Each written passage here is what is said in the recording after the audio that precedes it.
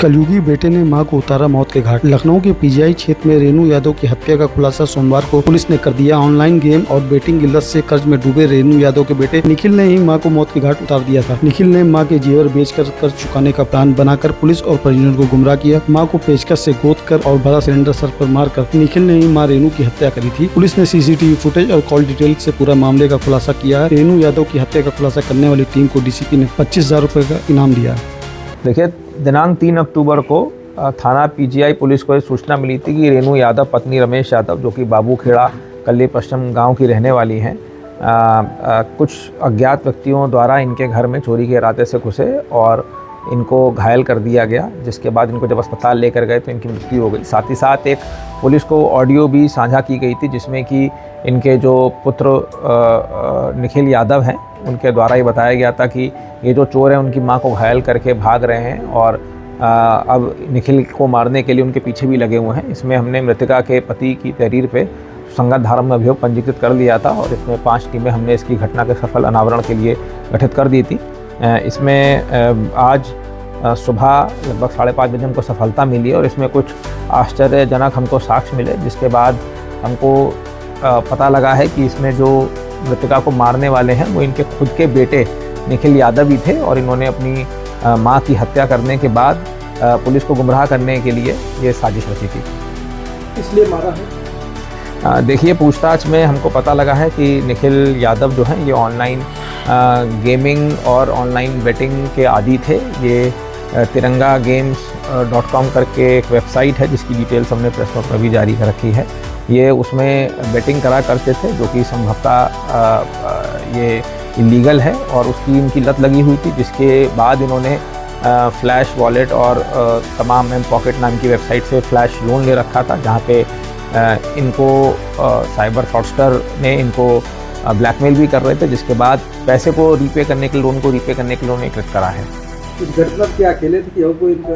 देखिए, घटना में ये अकेले ही हैं। इन्होंने बताया है कि जब ये घर पे ज्वेलरी चोरी करने गए थे, अलमारी से ज्वेलरी चोरी कर रहे थे और वहाँ से निकल के जा रहे थे, तब इन्हें शक था कि इनकी मां को इसके बारे में पता लग गया है, जिसके बाद इन्होंने पास में पड़े पेचकस से उनके गले में पहले पेचकस मारे और उसके बाद पास में पड़े सिलेंडर से उनके सिर पे चोट मारी थी। सर, ये हत्या के बाद सर कहाँ थे, कितने दिन ये कहाँ इन्होंने? देखिए, इन्होंने जब ये हत्या कारित करी उसके बाद ये अपने पिता की जो स्प्लेंडर बाइक थी उस पर बैठ के वहाँ से निकल गए और ये कैंटोनमेंट होते हुए चारबाग रेलवे स्टेशन पहुंचकर इन्होंने त्रिवेणी एक्सप्रेस जो ट्रेन है वो पकड़ ली थी और उसके बाद ये इनकी गिरफ्तारी फतेहपुर से हुई है।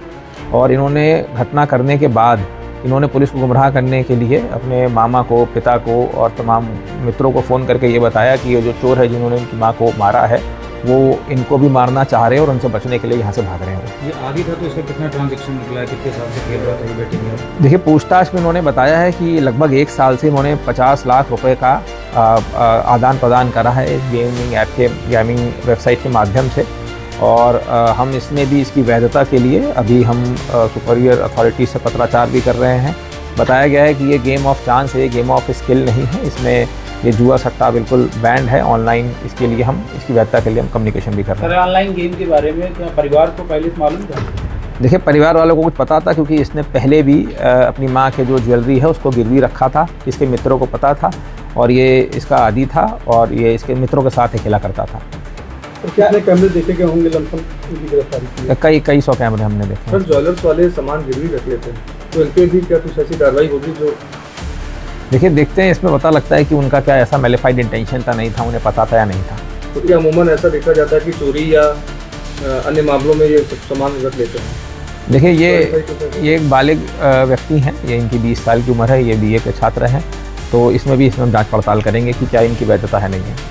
पैसे पहले गिरवी रखी थी सर, वो कितने दिन पहले रखी थी? कुछ महीने पहले इन्होंने रखा था, एक बार इन्होंने ज्वेलरी रख के गिरवी रख के उसको छुड़ा लिया था, उसके बाद दोबारा भी एक ज्वेलरी इन्होंने वर्तमान में भी गिरवी रखी हुई है। सर, परिजनों को पता नहीं चला कि जेवर गिरवी रखते हैं? नहीं, परिजनों को उसके बारे में जानकारी नहीं। सर, पैसे के लेन देन अपने खाते में लेते थे कि परिवार के भी खाते में लेते थे? देखिए, पैसा ये खुद लिया करते थे, ये इनका ऑनलाइन वॉलेट जो फ्लैश ऐप है ये अपने खाते में लिया करते थे और उसके बाद फिर ये गेम में जो पैसा जब उनको रीपे करना होता था, गेम वालों को, जुए को जो पैसा देना होता था, उसके लिए ये ऑनलाइन पेमेंट करते थे। UPI QR कोड, जो कि वो सब ऑनलाइन डिजिटल प्लेटफॉर्म से उसके माध्यम से करा करते थे। मां ने विरोध जताया था या केवल शक के दायरे में ही?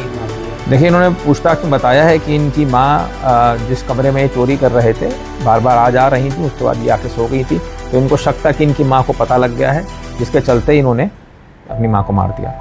सर, करीब 70,000 रुपए भी गायब थे निखिल के साथ, तो उसमें उस संबंध में कोई बरामदगी हुई? तो ऐसा कुछ बरामदगी नहीं हुई, इनके द्वारा बताया गया इन्होंने खाली ज्वेलरी चुराई थी, वो पूरी पर्सन बरामद कर ली गई है। सर टीम को क्या सब कोई इनाम? हाँ, टीम को हमारी तरफ से 25,000 का इनाम दिया जा रहा है। मुस्कुराइए कि आप लखनऊ में हैं।